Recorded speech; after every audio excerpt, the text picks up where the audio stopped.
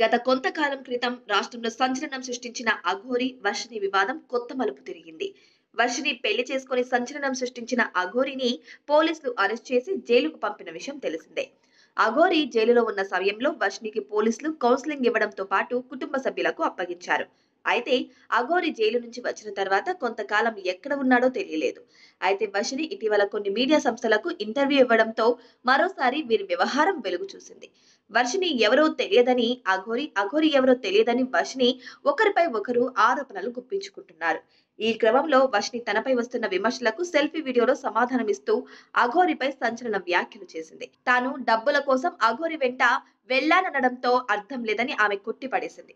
అసలు అఘోరి వద్ద పెట్రోల్ కు కూడా డబ్బులు లేవని స్పష్టం చేసింది.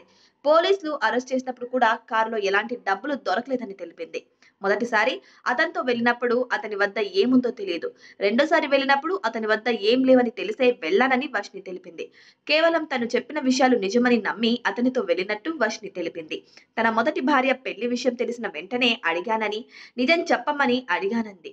ఇక నేను చేసుకోలేదు, తను అబద్ధం ఆడుతుందని అఘోరి తెలిపాడు. అయితే తాను చెప్పిన విషయాన్ని నమ్మినట్లు వర్షిని వివరించింది. దాని తర్వాత మనం పెళ్లి చేసుకుందామని, పెళ్లి చేసుకుంటే వారికి సమాధానం ఇచ్చినట్లు ఉంటుందని నమ్మించాడంది. అతనితో జరిగింది అసలు పెళ్లే కాదని, అఘోరితో వెళ్లి చాలా పెద్ద తప్పు చేశా అని వర్షిని తెలిపింది. తను ట్రాప్ చేసి మోసం చేశాడని ఆరోపించింది.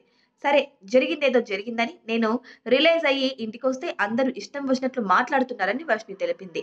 మీ ఇంట్లో ఆడపిల్లలకు ఇలాంటి సమస్య వస్తే ఇలాగే కామెంట్స్ చేస్తారంటూ ప్రశ్నించింది.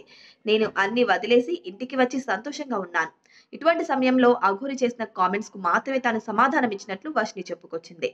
అఘోరి కుక్కలాగా వాగితే నేను విని సైలెంట్ గా ఉండాలా అని వర్షిని ప్రశ్నించింది. వాడి వల్ల నా ఫ్యామిలీ ఇబ్బందులు పడిందని తెలిపింది. మాట్లాడే ముందు ఆలోచించి మాట్లాడు. అల్లూరి శ్రీనివాస్ మోసం చేసింది నువ్వారా, మోసపోయింది నేనరా? జనాలు డబ్బు కోసం వర్షినినే ట్రాప్ చేసిందని అనుకుంటున్నారు. అసలు నీ లైఫ్ లోకి నేను వచ్చానా, నా లైఫ్ లోకి నువ్వు వచ్చావా? నిజాలు మాట్లాడితే చెప్పు తీసుకొని కొడతా అని భయపడుతున్నావా?